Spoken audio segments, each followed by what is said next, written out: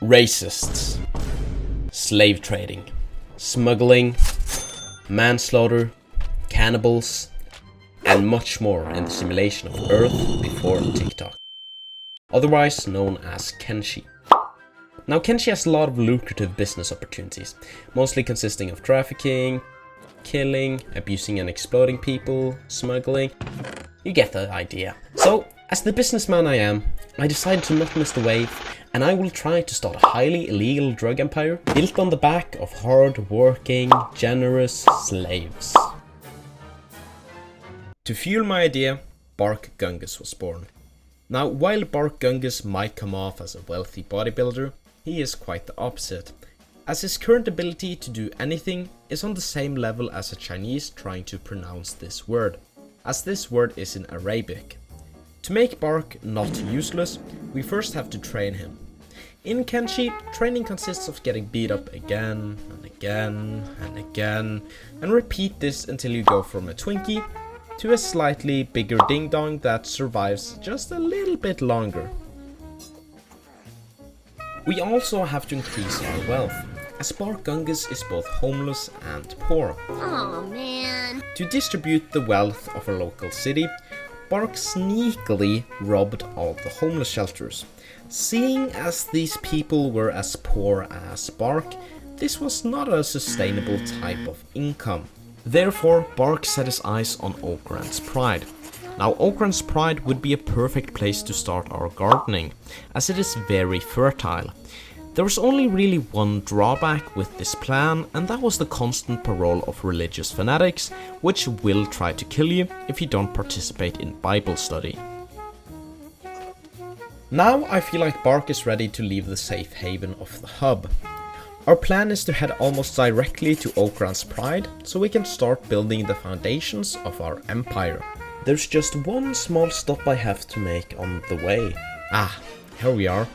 Now, this isn't just any ordinary waypoint, no.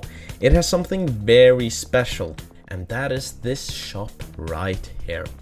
Or rather, the owner. You see, Kenshi has this cool thing called robots, or as I like to call them, old men. And the thing about old men is, they are very often demented and docile.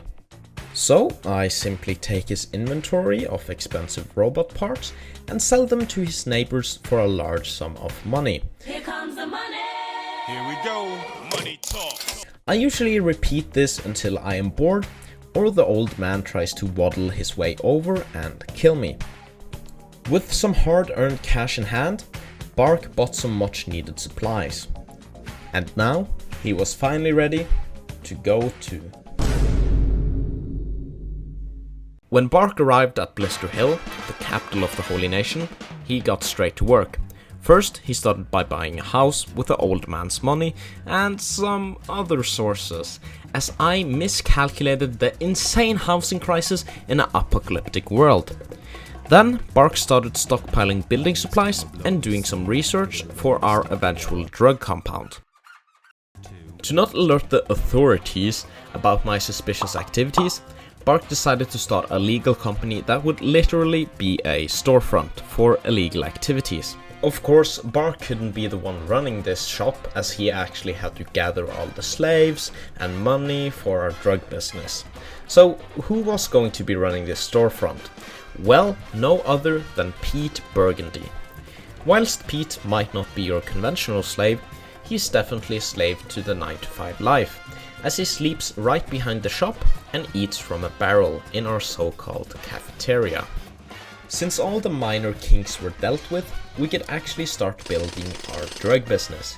To make the building process of our secret layer easier, Bark started to recruit people. And by this I mean getting slaves.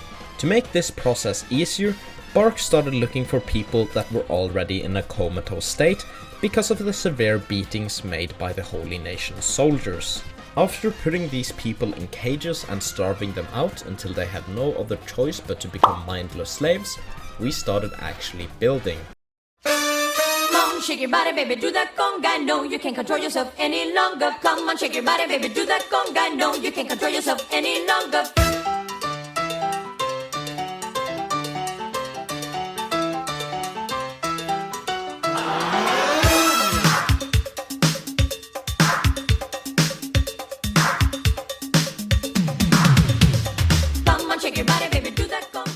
To make the base tour simple, we have a line that separates the slaves from Bark and our security.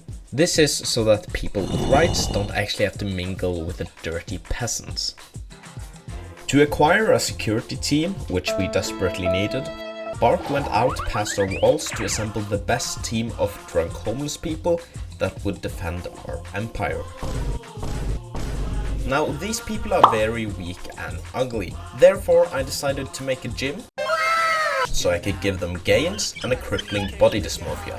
I also installed some good defenses and made a spacious housing unit for our security so they don't have to sleep with slaves. After our security was beefed out and I bought them some sick ass fucking cool ass gear, we could start making preparations for our drug farm. The way we would do this is simple. We first have to make a hemp farm to produce raw hemp, and this will later be run through a complicated process to, I just put the hemp in the box. And then we would have our beautiful hashish.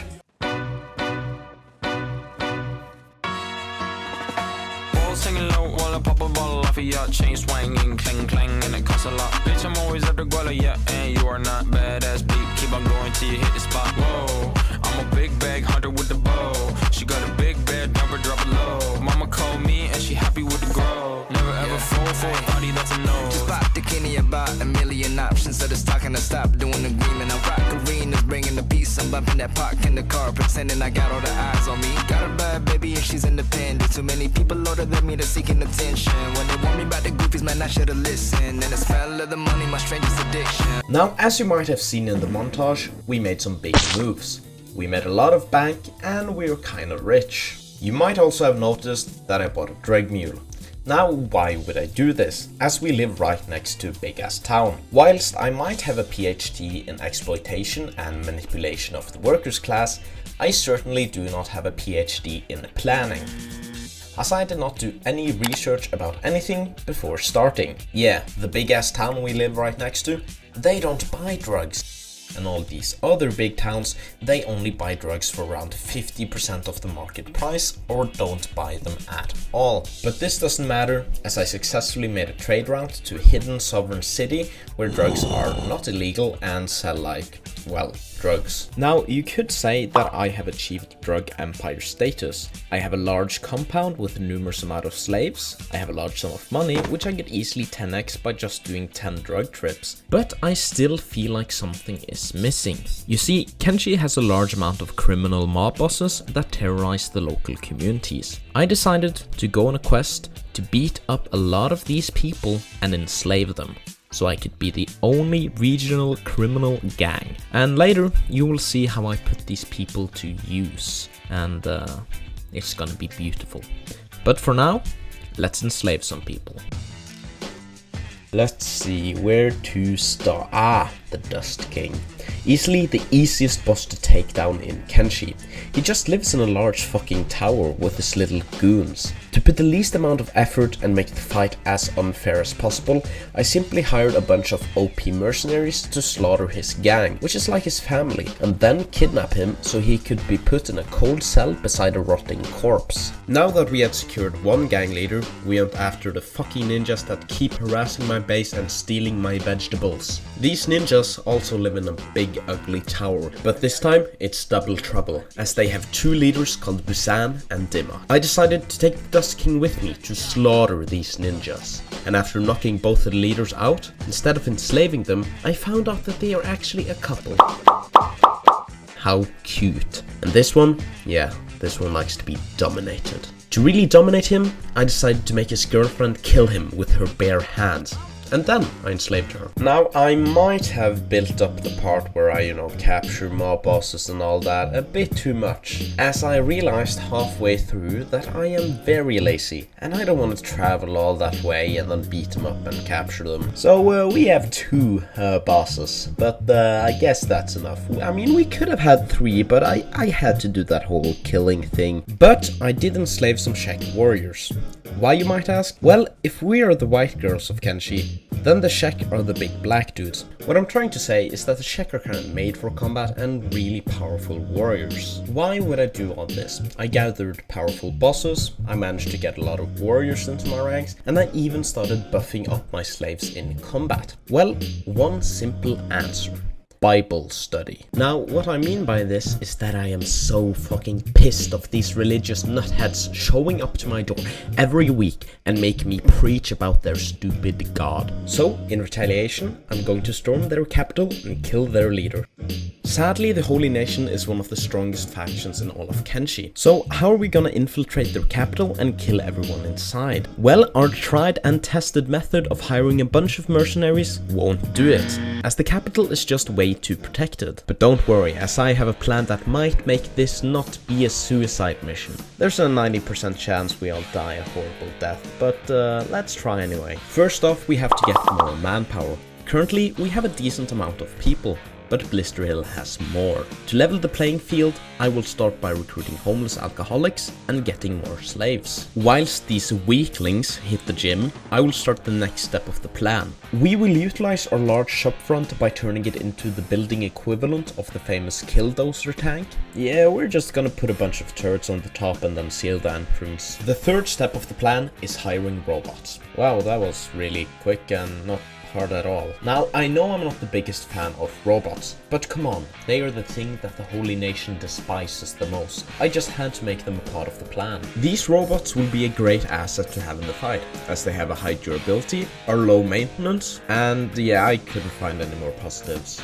But they aren't just gonna be fighting. You see, when you pick up something unconscious in Kenshi, it stays in the picked up state, even if they awake. To abuse this, I will gang up on powerful animals or robot spiders and then pick them up and drop them off inside the city square so they can eat civilians. Now, after all that preparation and me acquiring more manpower, machine power, animal power, I don't know, we're finally ready to kill religion.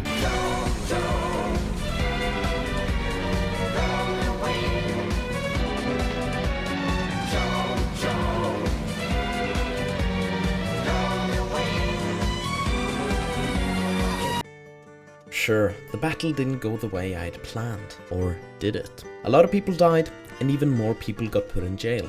But in the end, I don't have to participate in Bible study. Bark escaped with a lot of money, and now the Holy Nation thinks Bark is dead. So who really won this fight?